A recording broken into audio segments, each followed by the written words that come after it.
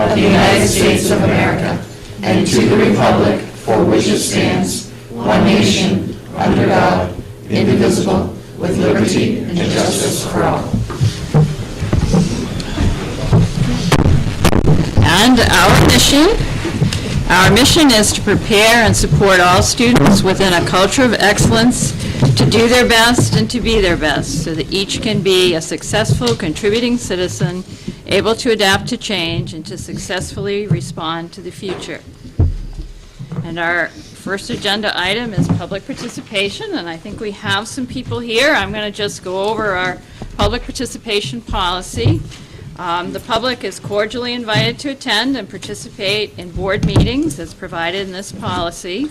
The intent is to allow a fair and adequate opportunity for the public to be heard and to provide adequate time for the board to obtain information and opinion on subjects before it, while ensuring that the time allowed for public discussion does not interfere with the fulfillment of the scheduled agenda. The following guidelines. The chair will be responsible for recognizing all speakers who must identify themselves as they begin speaking. All speakers are to address the chair, direct questions or comments to particular board members or the superintendent only with approval of the chair. Members of the board and the superintendent may ask questions of any person who addresses the board. No complaints or allegations are allowed at board meetings concerning any person. And in order to make efficient use of meeting time, the board discourages duplication or repetition of comments to the board. The board requests that groups or organizations be represented by designated spokesmen. So, do we have somebody that would like to come up and speak with us?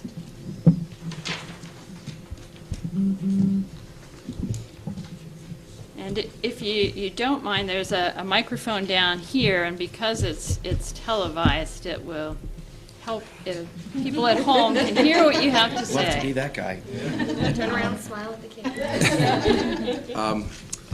If you could just state your name and what you're here to talk to us about. My name is Greg Valancourt. I'm here to talk about the ice hockey program here with Poland High School, along with some friends that I've known for quite some time. I was the JV hockey coach for the last 2 years, and with the co-op this year, we had a pretty successful season.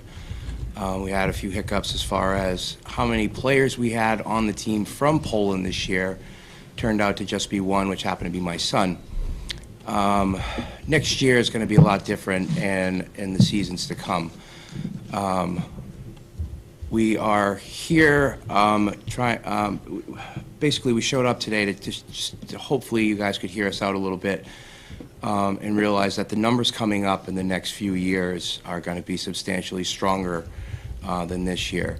What happened with a lot of the kids attending from Poland this year, most of them were freshmen, and when they found out that high school takes precedence over youth hockey, a lot of their parents had already committed to paying anywhere from $850 to $1,500 for their youth hockey programs.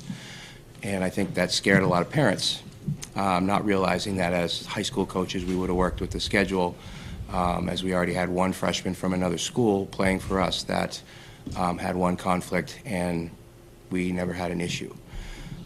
So with that being said, I think a lot of parents just didn't communicate with us, even though we tried numerous attempts to, get them to come back. With that being said, without the freshmen counted this year, coming up for the season coming up here next year, we have 28 returning kids, including some of the kids from Poland that did not skate for various reasons last year, whether it would have been grades or whatever it would be. They're back on track.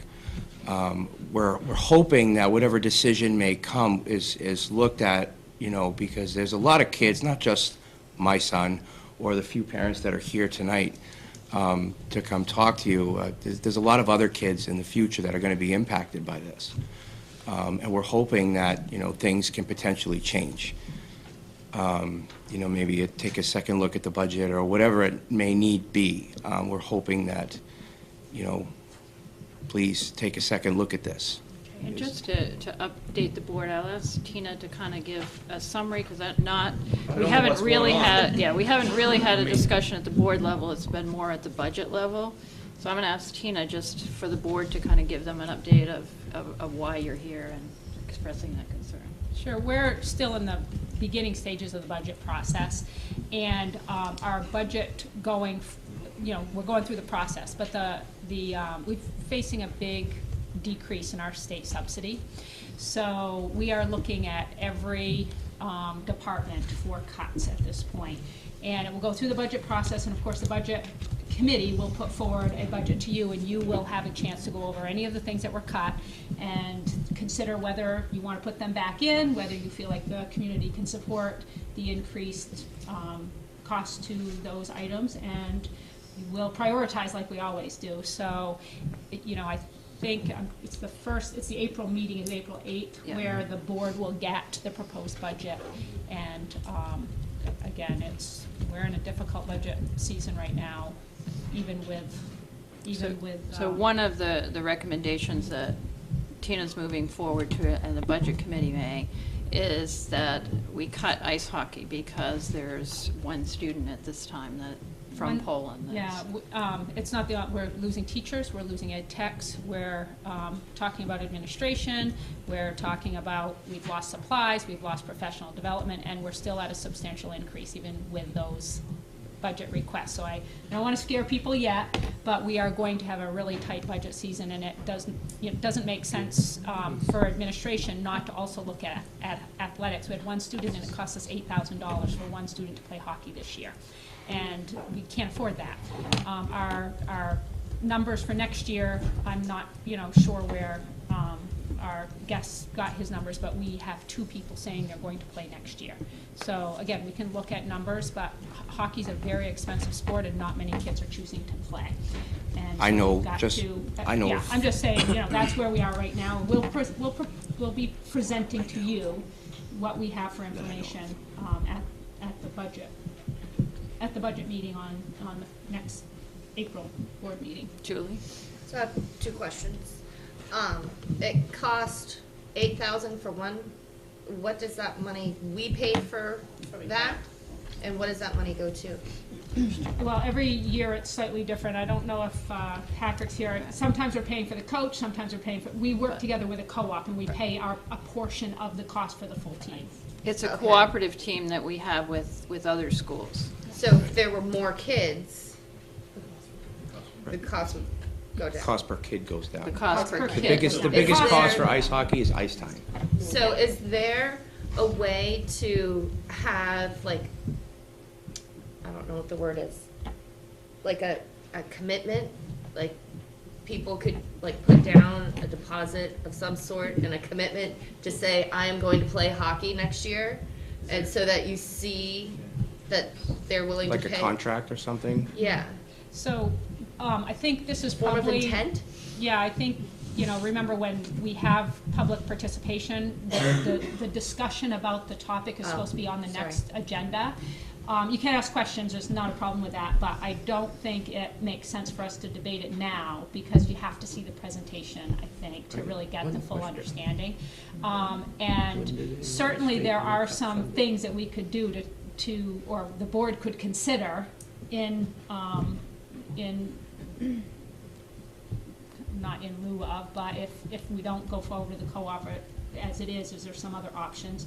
I certainly will be prepared to answer some questions, or have Don King here to talk about it at the next meeting. But I really think we should kind of put it on the agenda with the other items that are being cut, because you got to see the big picture, I think. Yeah. I won't take up much of your time. I know you're on a time crunch and all that stuff. Just so you know, being at the rink with these kids, literally 6 days a week, and seeing the younger kids and coaching younger kids as well. There's 4 kids from Poland here right now that I know are playing next year. I can tell you that for sure. And whatever commitment you would need from us as parents, not just as a coach, to help this program succeed, I understand, assessment, whatever you need, we are willing to do whatever has to happen to help. That's all we're trying to help. We just want to help in whatever way we can. Okay, and we appreciate you being here. Just to kind of give you again, at our next meeting in April is when we'll, Okay. So you said it was we'll April have 8th? a budget proposal that we'll move forward with. So Does is that- anybody have a calendar to check in? It's 10th. the So 10th, when do we April come back? 10th. That's all. April 10th. April 10th? Yeah, Okay. that's I just our don't want to next- jam you guys up. That's our next meeting, and then what we'll do after that with our budget proposal is we'll go out and have a public meeting, then we'll finalize our budget at the May meeting, and then there's a district meeting after that. So that, the ice hockey will be one piece of that budget. Steve? Yeah. When did we find out we were gonna have budget cuts from the state? It's been about 2 weeks now. The Friday before vacation, they released the subsidy. So we've only had a very short time. We had the week of vacation, and then we had our first budget meeting. Do we have any idea the amount we're gonna lose? Yes, we're going to lose $287,000, so, just shy of $300,000, but a lot of money has been shifted back to the town. So right now, what we have in our proposal is about a 1% increase, but that results in a 6% increase at the local level. So we are working hard to get that number down some more. But again, a 1% increase isn't a 1% increase. It's a big impact on what the governor's budget So we is. put the horse in front of the cart. So, thank you for being here with us. Thanks. Thank you, we appreciate it. No, So we cart in will front of the move horse. on to our recognitions and acknowledgements. Oh, okay. Would you like to share some? If you could come over, just so the people at home can hear you. I'm Maureen Heath, and I live in Poland. I currently have 2 boys that play hockey. One's in 7th grade and one's in 6th. I also coach soccer. And when I go to the rink, I see at least 5 Minot boys who are in 6th grade playing on travel teams. Not just house teams, but level 2 and level 3. So their families are committed to the future of hockey here.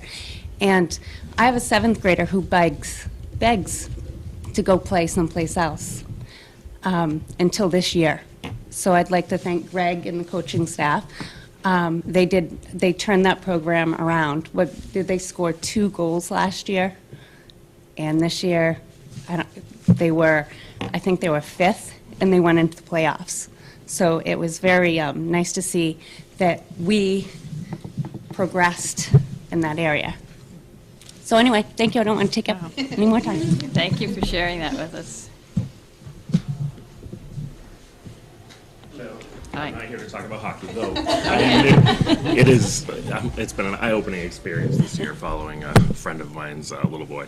My name is Matt Sweat, and I'm here to discuss a concern that I have regarding a recent compliance issue with concerning dyslexia with a little boy and a mom. Recently, it was brought to our attention that we're doing some screening. They're doing some screening for him, and when the mom asked the principal if she could also have him screened for dyslexia, she was told by the principal that there is no screening for it. Which she was then, informed that there not only is a screening for it, but it's also required by Maine law for K through 2. Starting this, school year that we're in right now. So my concern, obviously, is that how are teachers going to know if the principal's not aware of it? What is the plan for the rollout of this particular screening? And then other compliance issues later on. And then will there be follow-up if we're not going to be compliant this year for dyslexia screening, if we're going to follow up with those 3rd grade kids that maybe there's 5 in the district, maybe there's 2, I don't know. Or are they just going to fall through the cracks? And then going forward, how is compliance again handled and tracked within the district? Is it a district level thing where you have a compliance officer, title, or that's part of somebody else's, that's part of a job title?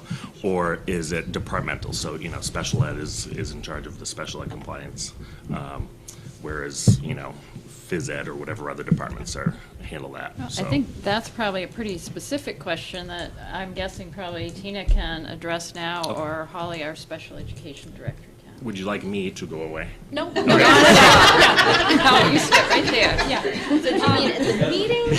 Yeah, generally. So certainly we are not going to be out of compliance with regulations. Okay. And what I would say is that parent needs to give me a call at my office so I can know who it is, which school, and then have Holly check in with the school to make sure the screening's done that are supposed to be done. Okay. So, yeah, just either, I need to name a place, a little bit more information directly from the source. But Okay. if you can relay that information back, that would be really helpful. And if not, give me a call at my office yourself, and we'll talk, just so I can gather some additional information, because that's certainly an administrative Okay. responsibility that we have. And is it something that, teachers are obviously going through training in other school districts? In Greater Gloucester, I know they went through training in early January, so it's not something that had to be done September 1st, I understand that. Right. But is there a training program in which these types of things are looked at? These teachers are brought together on a in-service day or something like that, and because that's kind of the bigger concern is, if there's no set-up way for the training to be done for the teachers, how are they going to be able to, effectively screen, or is it just a one-on-one, I guess that's my biggest concern. Are the teachers being trained? Yeah, so that's exactly what we would do, is we Okay. would need to have a training on, we have early release Wednesdays, we set Yeah. up all required trainings are at that time, Okay. and they typically will happen, if they're required trainings, they happen in our opening day, like our trainings in August. And if there are law changes that require it to happen before then, they happen before then. So I don't have the details. I'll check in with our Perfect. special ed director about making sure we're in compliance with that. But Okay. certainly we don't ignore Okay. requirements. If we are out of compliance, we will make sure that we Okay. become compliant. I will go away. Thank you very much. Thank you very much. Thank you for bringing that up. Is there anybody else? So we will move on to our recognitions and acknowledgements, and we want to welcome Lisa Dulac. She is our new board member from Minot. This is her first meeting, and we're glad to have you with us. And I would ask Allison, who's hiding behind the camera, to come up for a minute, because we certainly want to recognize Allison Emery, because she is the 2017 valedictorian. So, thank you. And we look forward to hearing a stirring speech at graduation. I'm really excited about that. I know she is. And also, we want to acknowledge Sigrid Sibley, who is the salutatorian this year. Also want to say congratulations to Timothy Briza, who is the Optimist Club Student of the Month, who is an 8th grader at Whittier Middle School. And also, we want to say congratulations to the students who were recognized for having the top projects in categories in the Maine History Day.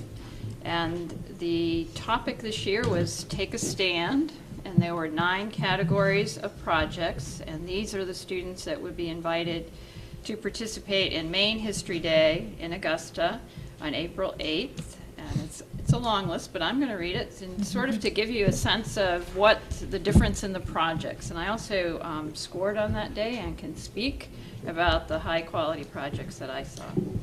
In terms of papers, Catherine Tibbetts, Kaylin O'Leary, Bree Storr, individual documentary, Erica Olson, Spencer Cramp, Sarah Martin, group documentaries, Dakota Balker, Parker Shelburne, Jay Hawks, and Lucas Flechette, Emily Belgard, and Veronica Harnden. Then there were individual exhibits, Elizabeth Young, Amy Frieda, Ashlyn Bossy. And then there were group exhibits, Abby Pearson and Summer Grant, Trevor Robbins and Emma Williams, Emma Gagnon and Allison Furland. Individual performance, Sophia Patno.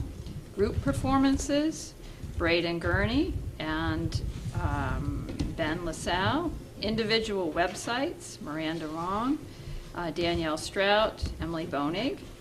Group websites, Ashton Gearin and Owen Landry, Colin Crosby and Katie Coots Farrington, Kate Darling and Hallie Bartlett.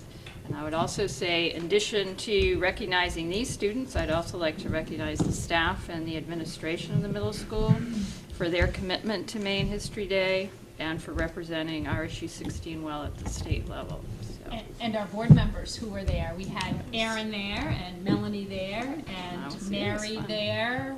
Am I missing anybody? it's fun. That was nice. In terms of agenda adjustments, are we going to wait and see if we have time for that one, or do you think? Yeah, whatever you think, yeah. Ryan ask is scheduled to do his state of the school. If you don't mind, what I don't want is for you to feel rushed in it. So if you don't mind, if we wait and see if we've got time at the end. Yep, that's not a problem at all. Okay. I'm flexible. Thank you, Ryan. I Yeah. appreciate that. Let's look at acting on the minutes to approve the regular meeting minutes of February 13th, 2017. Move to accept. We have a second for that. Second from Aaron. Any discussion? All those in favor? Anyone opposed? Anybody abstaining? One abstention. And acceptance of the financial statement. Do we have a motion? Move to accept. And a second from Stacy's Julie. help. Second from Julie. And Stacy's here, so do you have some things that you'd like to call our attention to in terms of financial statement? Yes. And I left my glasses back there, sorry. Go grab them. You can go get them. You can see how, I think Sean has a pair he's going to loan. it's tough to get old. Tell me. So I want to apologize for how small this print is. We were having some printer issues, and I actually had to export this and print it from a different way, so the print is very small on this report.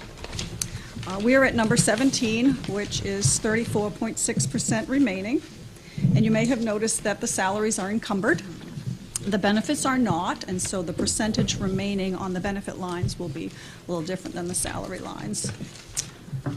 A couple of things to point out. Some of the salary lines, when we put the budget together, if contracts aren't settled yet, the difference goes in a contingency line. So you'll see some of the salary lines that look like they're overexpended, and that's because a lot of that balance is in the contingency line at the end of the budget. And that's on page 35, if you want to see where the contingency line shows up. The special ed texts that run through pages 21 through 24, a lot of times we budget for the ed techs, but we never know for sure where their assignments will be because it's based on student needs. And so the balance remaining on all those salary lines in that the spread of those pages is a positive $47,000. So even though some of the lines look like they're over, we do have balances there. Stipends are not encumbered. We pay those twice a year, and so we don't encumber those. I didn't have a whole lot else in the general fund. I do have some things for the food service. If anyone has any questions on the general fund before we move on? I did notice that under Board of Directors that our legal fees, that we don't have a lot left there, so I guess that's just an area that we'll need to be a little cautious about if we can. So we have even fewer dollars there after today. So, you know, we have a couple of big items that have gone through legal counsel. We had a sexual harassment case that we put through legal counsel this year, and we, of course, have done some conversation with legal counsel about negotiations, and we also have been working on the grudge bag with the legal counsel. So those are items that are not like typical ongoing, and then you have all your regular personnel and other things that you might have to check with legal counsel on. So that's why that is more than we've spent in the past. I think last year we had quite a bit left in that line. The page 9, the tuition for QRHS, $11,000 over. That actually goes to adult ed. It's money that's generated. It's called the 16 through 20 money, and adult ed sends a report into the state and generates those funds. So that is money that she actually did raise. The timing sometimes of when we know what that number is, and when we have to finalize the budget, Yeah. may not always line up, and that's what happened in this case. Yeah. Last year we got a tentative, we got our first number, and it was this number, and then it came back 9,000 more, which she had available to her, but we had to put in the budget. Okay, no, So, I misunderstood. I thought that was from the students we were sending out somewhere. I have good news on the food service budget. They actually made, we had a $19,000 in the black amount in February. However, year-to-date, we're in the red 17,000. So that's a big difference from when you look at the audit and how we've been in past years. Have we been able to collect any significant amount of money on the past due accounts? And John is working on that. I believe you actually have a presentation later in the agenda about Okay. that. Yep. Okay, anything else? Any more discussion or questions? So we have a motion and a second. All those in favor of the financial statement? And that's unanimous.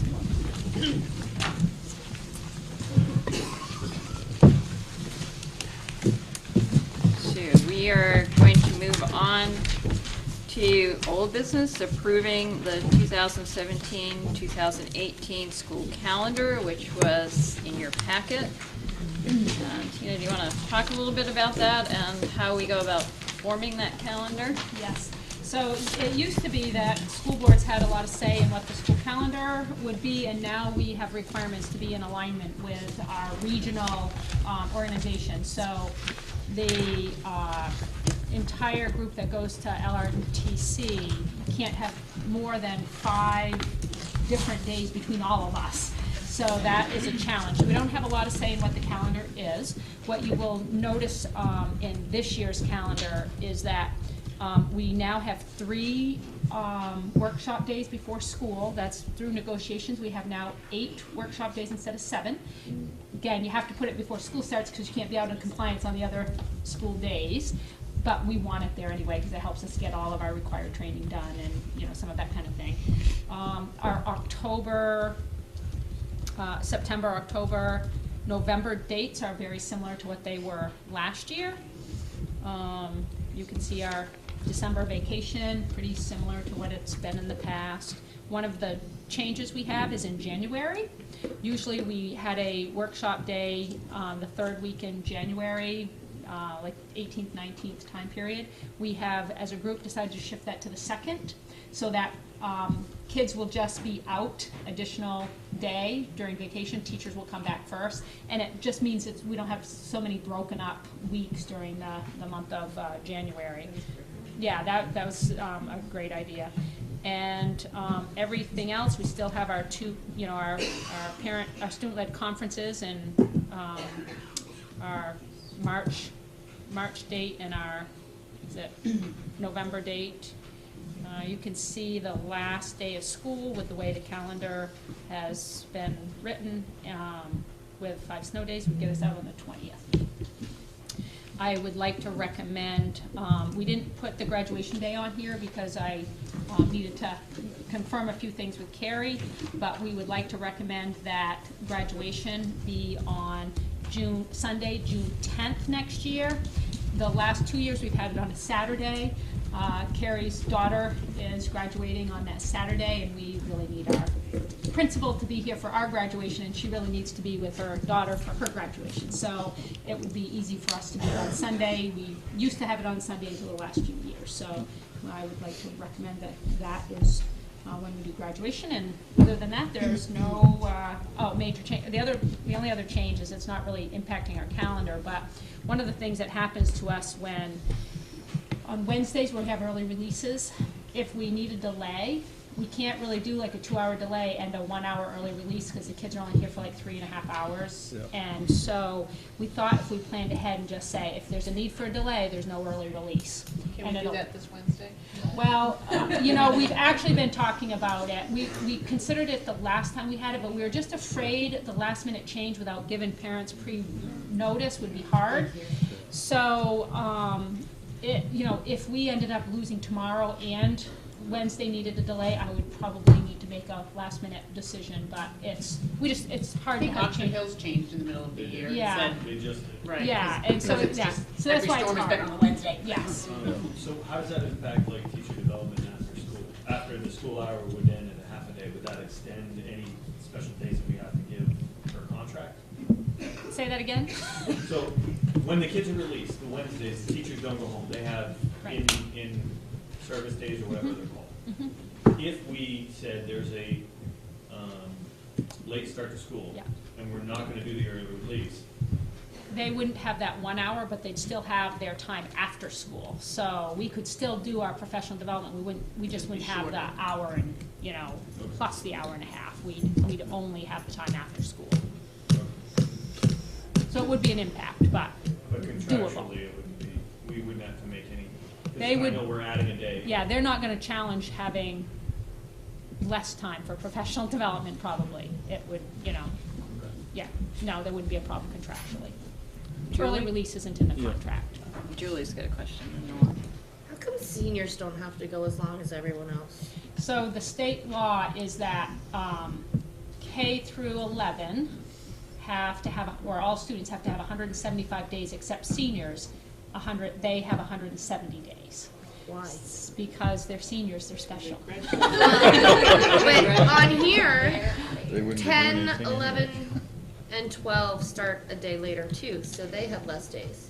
So, But if you have the majority of your kids in school, it counts as a day. So if, say, something happened and, one of your grades isn't here, as long as the majority of kids, and there's a percent, it counts as a school day. okay. Does that make sense? So like on the first day when we have, Freshmen. K through 7 7, and 9. 9, that counts as a school day because enough of our students are in session. Norm had a question. How does this, you said we have to be within 5 days of what LRTC is running. How does this align with them? So Are this. we missing days that we could be in Lewiston? So, yes, one of our changes, one of our conflicts is our student-led conference days. So out of the 5, we get 2 of them. And what we've talked about is that is a really critical part of our educational program. We believe in students setting goals and being able to talk about their learning targets with their parents. So I have been successful in convincing our region that I need to have 2 of those 5 days for us to keep that program going. So we will be missing 3 days or missing 7 days? I don't We're know. allowed I 5, don't but have are it in- those yeah. 2 come out of the 5, or is that in Yeah. addition to? That comes out of the 5. Okay. I don't know how many days we're out of sync this year. I just know that we're out of sync 2 days. So it could be that Oxford Hills is out another day, or they're not in our region. Lewiston and Auburn Yeah. might be out of sync on another day. Yeah. Turner may have a day that they're off, but it's 5 collectively. Okay. I just and know we're off 2. So this is, okay. And Ned had a question. Yeah. Historically, I don't know if you might not have the answer here. How productive are these extra day off student-led conferences? What's the participation rate at the high school? System-wide, Well, yeah, you have to do them system-wide.